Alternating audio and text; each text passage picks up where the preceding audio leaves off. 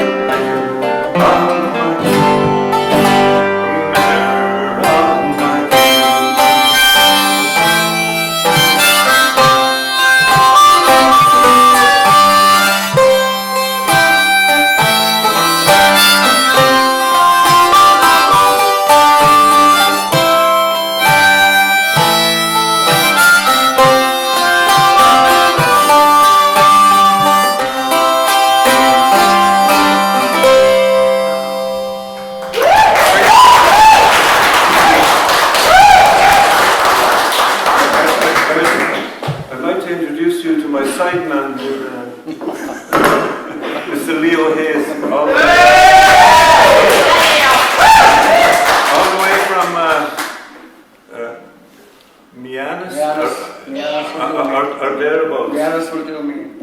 This is a song that it's about during the famine, a man called John Riley went to New York, and they were not conscripting, but they were signing people up for the army, because they were just about to invade Mexico, which was Mexico at that time included California, Nevada, and Utah, and Colorado, New Mexico, all that area.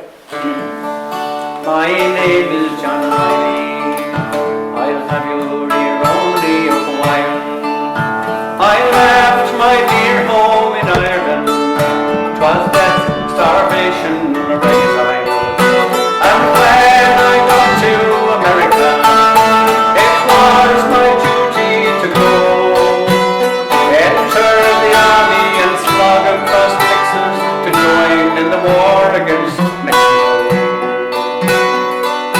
Was there in the pueblos and hillsides I saw the mistake I had made.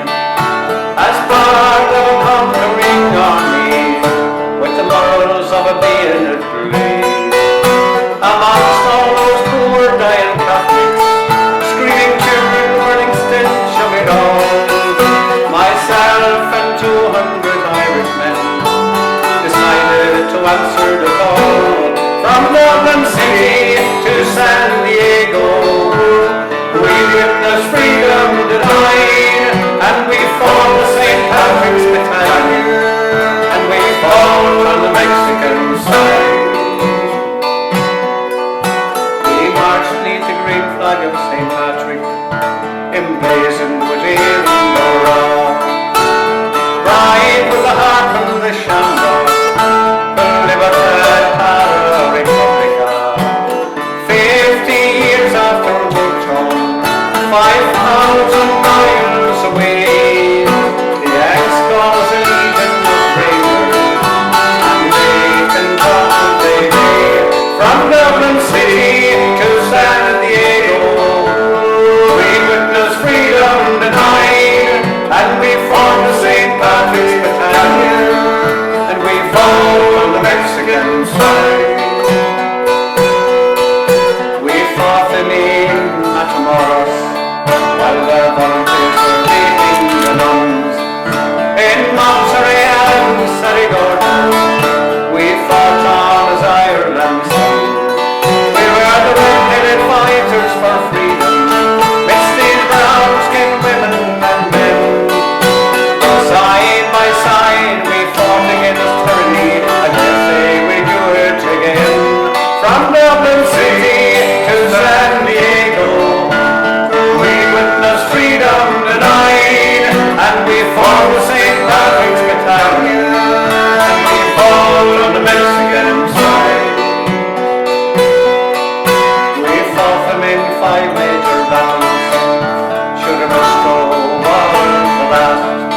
Overwhelmed by the cannons from Boston, we fell after each mortar blast. Most of us died on that hillside, in the service of the Mexican state, far away from our occupied homeland.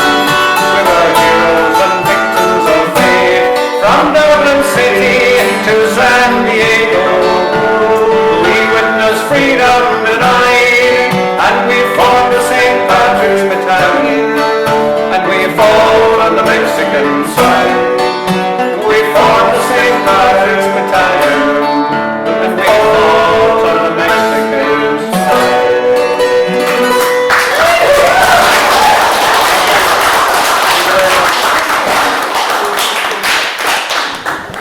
Good evening, ladies and gentlemen. Now that I have your undivided attention, there is an envelope under each chair. It contains a small money, but it's from a very unknown and unliberated country. You won't go too far on it. Now that you're all alive, it gives me great pleasure to kick off the launch of Elemental Skin, and our poetry officer, Tommy, will continue the proceedings. Tommy. Passionate about writing, and we truly believe in the power of words to change lives and communities. whether it's a poem, a novel, a memoir, a short story, or even a song, we think every creative piece is valuable and deserves to be shared and remembered through publication and performance. Our goal is to make literature more accessible and exciting. We want to surprise you with how we bring poetry and prose into your everyday life. To paraphrase Shane McGowan, we're here to catch the heart off guard and blow it open. We believe that art and literature are for everyone. If you're new to writing, don't worry, it's a skill you can learn. And as you do, your inner artist will start to shine through. We also remember what Frank McCourt used to say: keep scribbling, something will happen. That's because the act of writing is what really makes you a writer. It's like a ritual, and rituals are the heart of art. In our programme, we focus on creating high-quality, short-run titles that everyone can enjoy. We encourage all writers, whether you're pursuing a serious career or just writing for fun, for healing or for personal growth. Over the years, we've produced a wide range of works, from poetry to history, memoirs and general prose. Books, even with the old technology, are still a powerful way to connect people and communities. As Samuel Beckett aptly put it, words are all we have. I'm really proud that Revival Press published Catherine Ronan's debut collection, Elemental Skin. I hope Catherine won't mind me quoting from her bio in the book. Catherine is from West Cork and she holds a degree in applied psychology and French. She began writing poetry in childhood and returned to UCD to study creative writing in 2019. Since then she has joined multiple poetry collectives. She performs on open mics, is a member of Tabara's spoken word team, and created her first poetry film, Policing Mary. She won the Winter Solstice Poetry Competition and co-curated Bandon as Poetry Town for Poetry Ireland. She has been a featured poet at the Winter Warmer Poetry Festival, Words by the Water, Cork World Book Festival, Culture Night, Sling Slang and Lime Square Poets. Her work has been chosen for Poetry in the Park and Heritage projects, as well as being widely published, and she was longlisted for Court New Writing 2023. She believes in the ancient shamanic principle that we are nature and everything is connected. With this in mind, I think she is a true example of our ethos. As you can see here, from the root and soil, connecting everything in the world around us and in the community. I want to offer huge congratulations to Catherine on this awesome book. We hope as a ladder to the stars. It's fantastic to see you here tonight to support this launch, and remember, buying her book supports her and other local writers too. Finally, a big shout out to Catherine for letting us publish her work. Thanks to the People's Museum for hosting us. Thanks as well to John Kenny for launching the book in a few moments, and to our fantastic musicians Batt and Leo. And special thanks must go as well to Lot Bender for her amazing design work in the book. Yes. Thank you, Tommy Collins. Now it gives me great pleasure to introduce the person who's going to launch this. And it's no cliche, he needs no introduction, but he's going to get one anyway. It gives me great pleasure to introduce the artist formerly known as Jack Kelly. John Kelly! Thanks, Catherine, for asking me to be here tonight. It's an honour.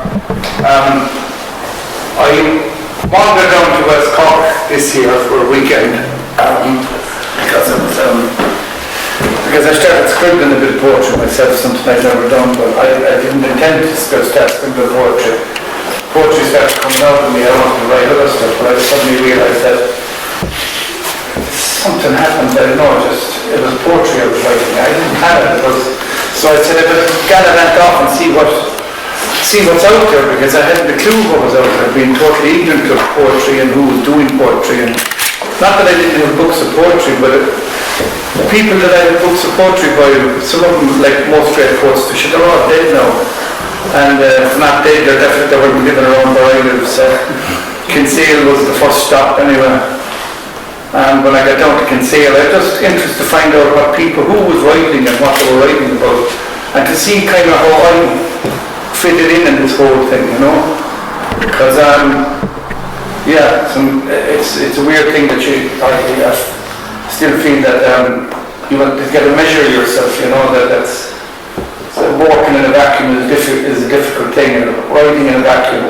So I thought it was being cute.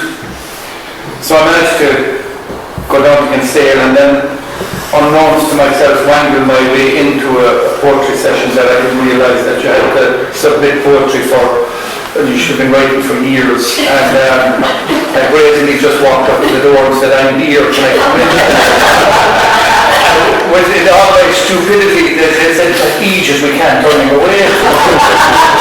But so they let me in, but what I didn't realise that day was I wasn't the only one who gave crashed the poetry. So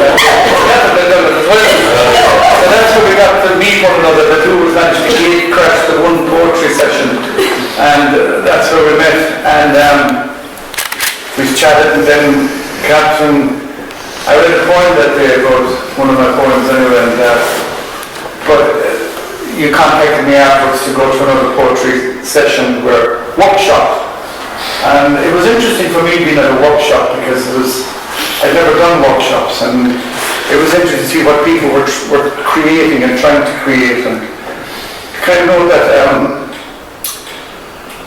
start to write poetry when you're 65 is kind of alright. Once you start somewhere, so you might as well get it out of you somehow.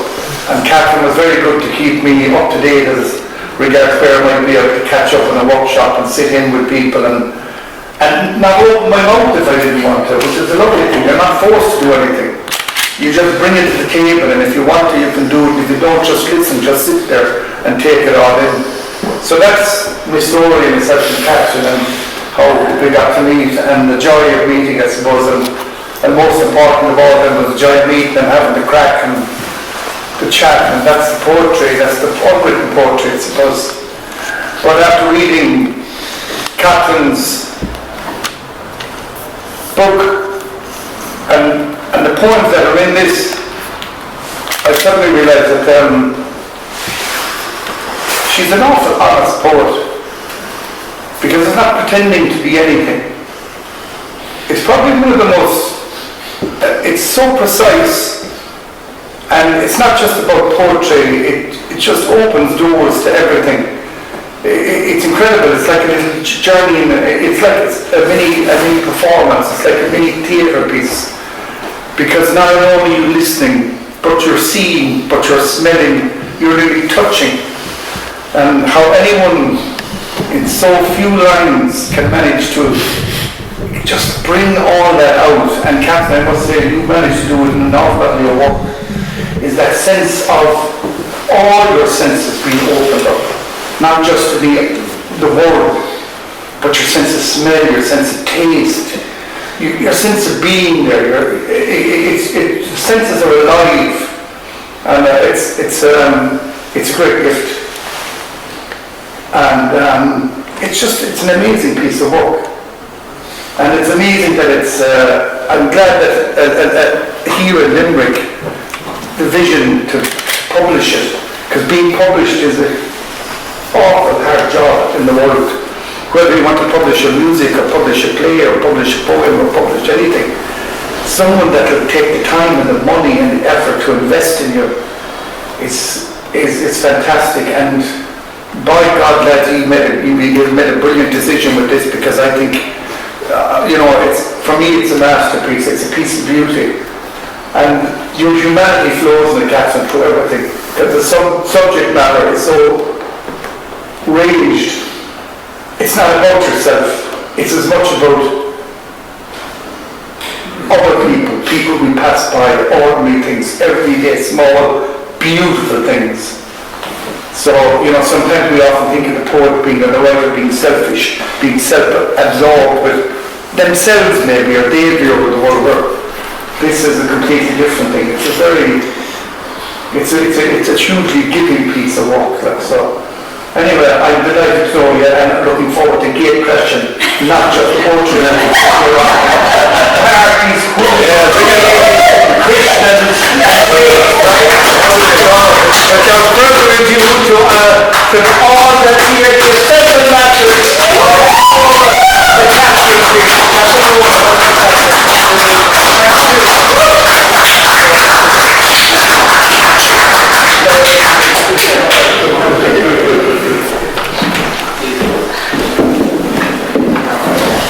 I'm delighted to be here this evening, and whereas I'm not going to say the same things as I said in Barnes and Connecticut, just I won't give you a speech.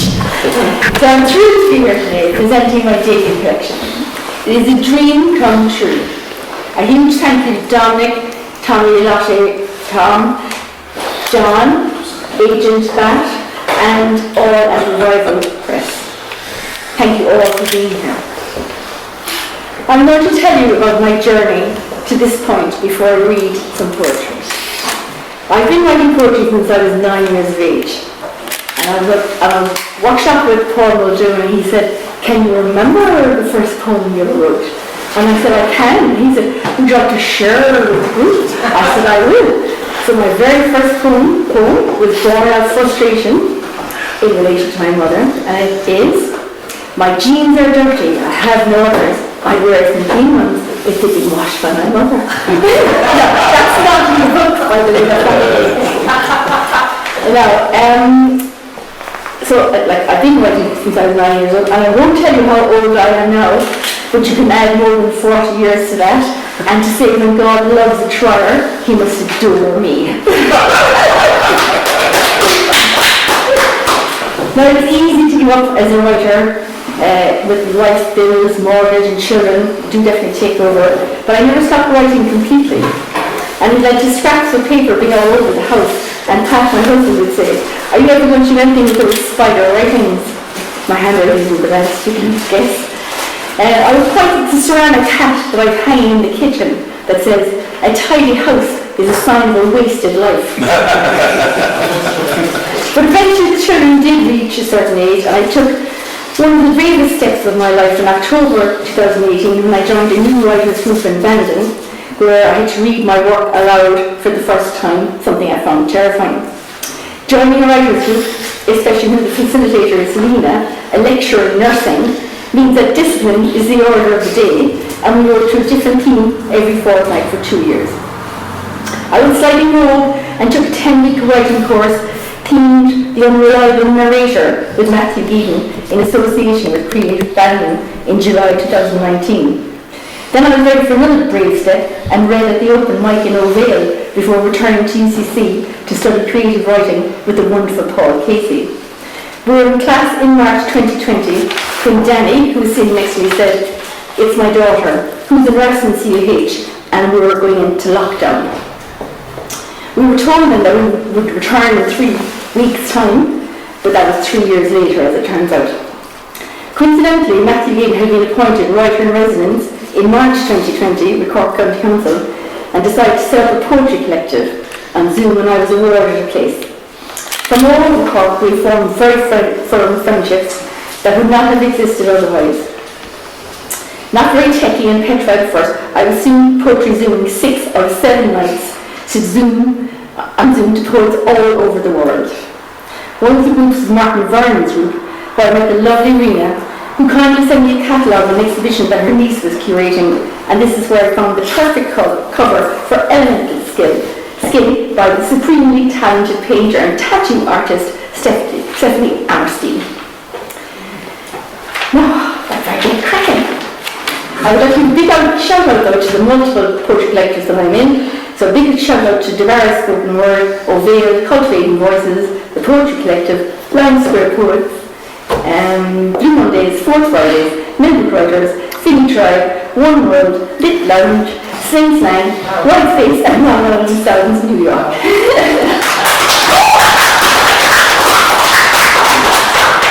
So I'm going to start with the opening poem in the book. I could say it's my most successful poem because I won €200 for this poem. It won the Winter Solstice Poetry Competition, and it's called Winter Hope. I knew you would come, invincible sun, rebirth from darkness, clocks burn and turn, stone-singing ancestors face the same sky, mistletoe glows, fiery ankles feast. On the darkest day, Jupiter and Saturn kiss, fingers frosted blue trace ancient nights. You offer me the veiled chalice of begin. I crawl out of winter's cave, newborn in your sight, squinting at your song, written in the trees. I knew you'd come, invincible sun.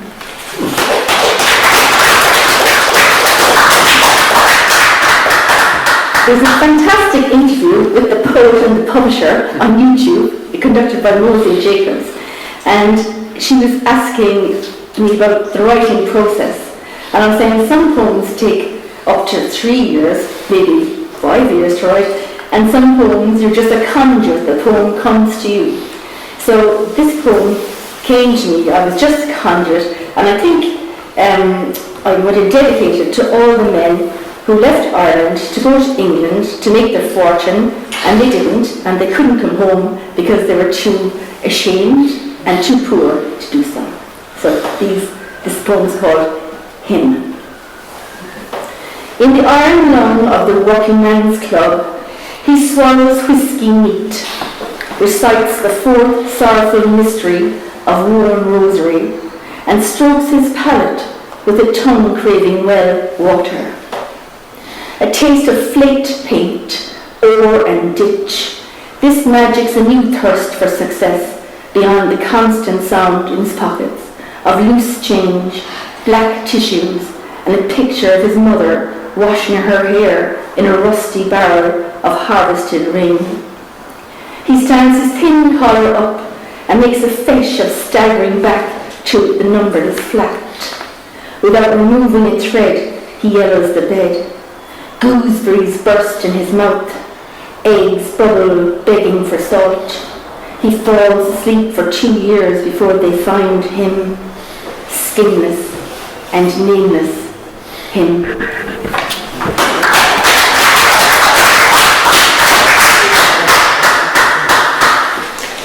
So I did co-curate Bandon as Town for Poetry Ireland, and this poem was selected to be part of the opening ceremony, and it's called Cliona. Now we are free to kiss ancient mouths in our time, sweet apples from a golden tree, wake alive, healed. Trembling steel trays, land of concrete promise, underneath the calico blanket, everything revealed. 3 birds sing blarney, we hear them in lusty stone, for all the world is red in white matted hair.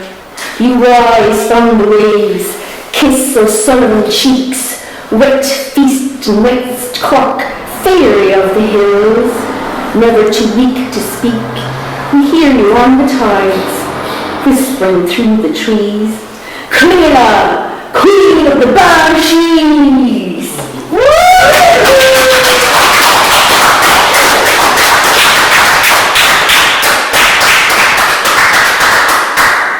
Now, some of you might know the story already about how I met Pat in UCC and how I picked him up. I had my eye on him for a good bit, and he was quite shy, and I sit behind him in philosophy.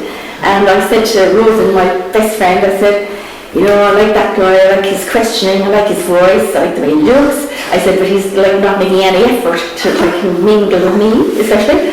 So one night he came in and handed me a jumper, and I said, this is my chance. I said, so I tapped him on his left shoulder and I said, did your mother or girlfriend make that jumper for you? And he said, my mother. And I said, so you have a girlfriend too? And he said, no. And I said, good. but that wasn't all of it. I had to try even harder to buy a Stevie Nicks type dress and dance to Cycle Killer in front of me before I finally got it. And I was still here 30 years later. Hi, Pat. So this is the poem I wrote called Jumper. Knitted in colourful stanzas, written by your mother, I stare at the back of your curly blonde head every Tuesday in philosophy. Only Desmond or Clark can see your face, fine for now, but not forever. I touch you on the left shoulder, reach beneath to pull out poetry. Goodbye to stanzas, cast off free verse, too plain, one pearl. You are the only one. I mend the secret hole in your jumper.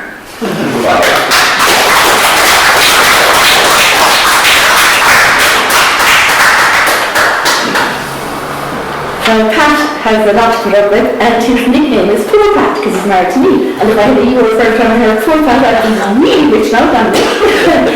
So there'll be two more poems for Poor Pat. One is called Lighthouse.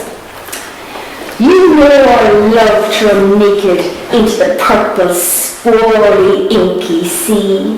You know I will use my last fingernail to climb aboard the splintered raft of shipwreck.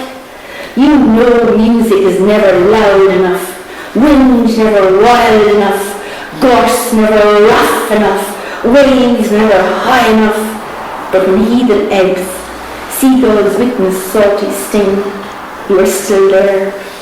The lighthouse, my lighthouse, you.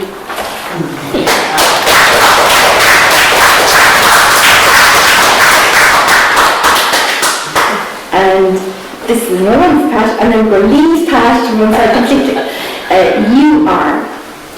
You are the river flowing through me. You are the rock steps across. You are the red kites above me. You are the I am not lost. You are the never leave me. You are the never why. You are the never question. You are the reason I try. You are the calm in my purple chaos. Forgive me again.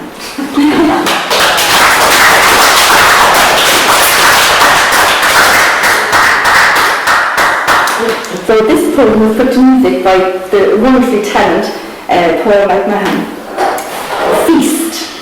I feel your loss suddenly at dinner with friends in a seafood restaurant. It comes in like an overtight stitch just between my last two ribs. My back is split and lungs displayed. I must be silent on the way to Valhalla to meet you in the great hall of my desire. Your absence spells torture in my crow eye. Salt thickens, stinging skin of mistake. Fret of your wave leaves your indent on my thinly papered stone walls. Return, I cannot feast without you. Return, I cannot feast without you. Return, I cannot feast without you.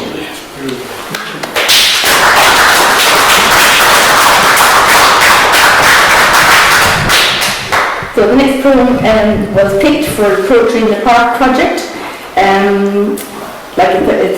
don't know if it's a Poetry in the Park project in Limerick where the local librarian picks poetry and they're erected in these beautiful signs in parks.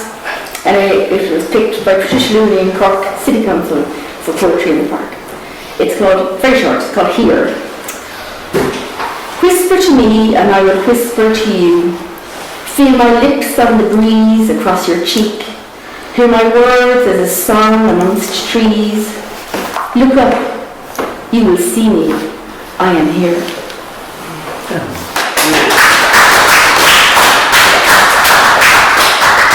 I'm going to read two more. I'm going to read the words of my first poetry film that can be seen online, Policing Mary. And it was screened in the 2021 Winter Warmer Poetry Festival. Policing Mary. Auntie Mary's a strange one, full of Irish me-awe. She will always suck berries from her cracked china cup. Her hairy chin runs all the way to her toes, and she wonders about the commas of the world surrounded by semicolons. She calls them lulas. I think she means lunatics. We both feel the pull of the moon. Tides tickle every wall. There's no policing Mary. She prizes limpets and cockles, naked-handed from rocks, refuses to go to mass, crunches shells during the soaps, calls for lavender at bedtime, whenever that is. Time is nothing. There are no sheets for Mary. She sleeps in 3 places. You never know where. There's no policing Mary.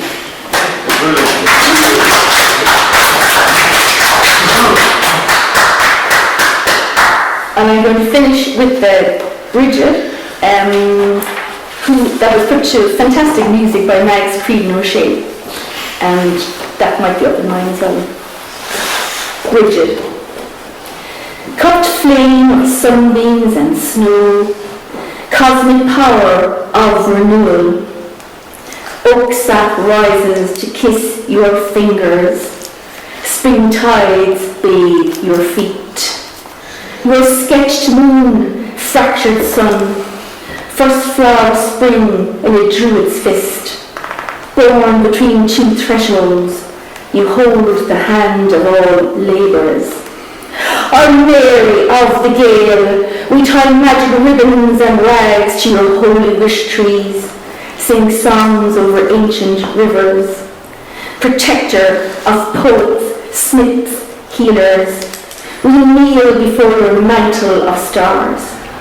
Bridget carries my Iona to Bethlehem.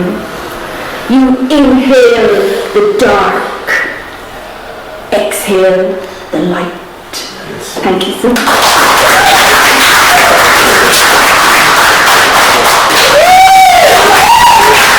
This is a song written by a chap called Hank Weddell, a Canadian fellow. He lives in Cork now for the last 30 years or so, and he spent a lot of time inside the Arctic Circle and a lot of darkness, and he had loads of time to contemplate his life and stuff like that. So I just need a little prompt. I forget the sequence of this song, even though it is very short. It's called Listen, and Christy Moore recorded it. Listen to the whisper of moonlight on the water. Close your eyes and listen. Listen to the singing of a feather on the breeze. Close your eyes and listen. Listen.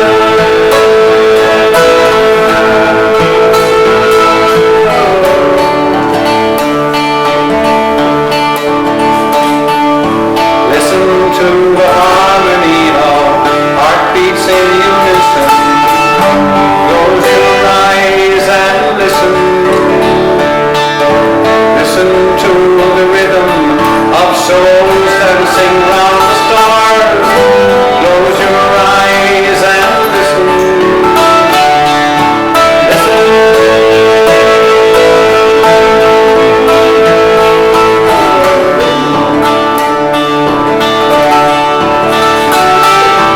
Listen to the ringing of distant bells calling.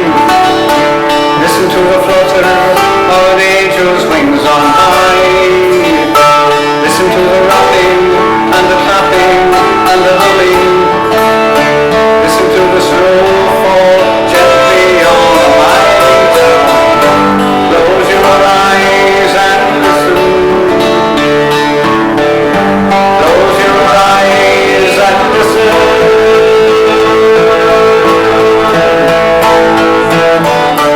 Listen to the whisper of moonlight on the water.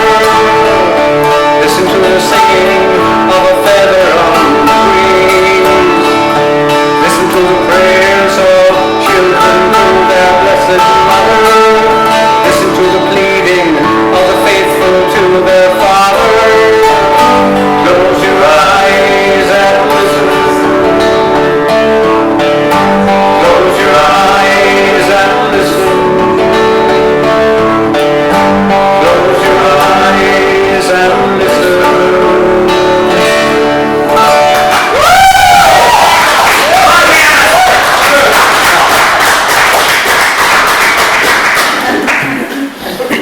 This is a song that it gives me great pleasure to sing. I'll give you a great pleasure. That's why anybody is listening. Will you give me the phone numbers? But anyway, back in the day, before I became enlightened, I was a school teacher one time, and I loved it for a certain reason.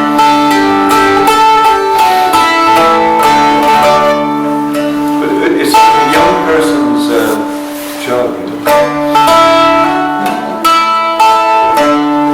And he's not too young, sharing the we're sharing the geriatric stage. We're not sharing the drink. It's a song written by Hugh McCall. I love Hugh McCall. It's called School Days Over.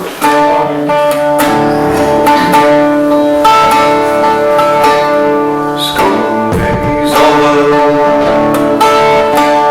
Come on and shine. Time you do sorrow.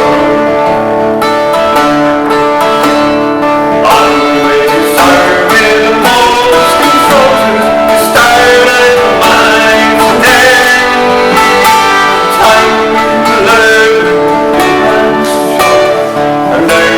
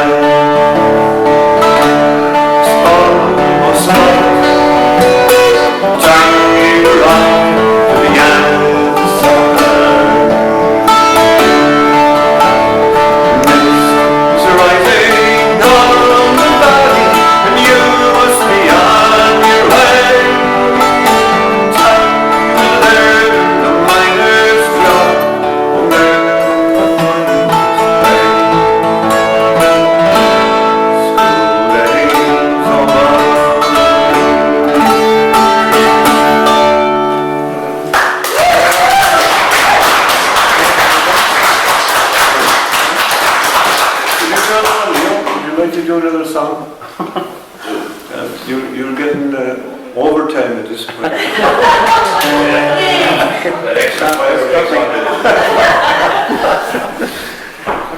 Leo's is myself playing in Donald's every Wednesday night. And then I'm doing. He's playing the Donald's get the real thing, huh? That's what you're trying to tell us. But you got the real thing tonight. You got the real thing in the sense that, you know, in the sense that tonight we're singing to people who love poetry. And we don't do that every day of the week. No, that's true. Or every day of the month, or every day of the year, or even many times in our lives. Okay. God bless you all.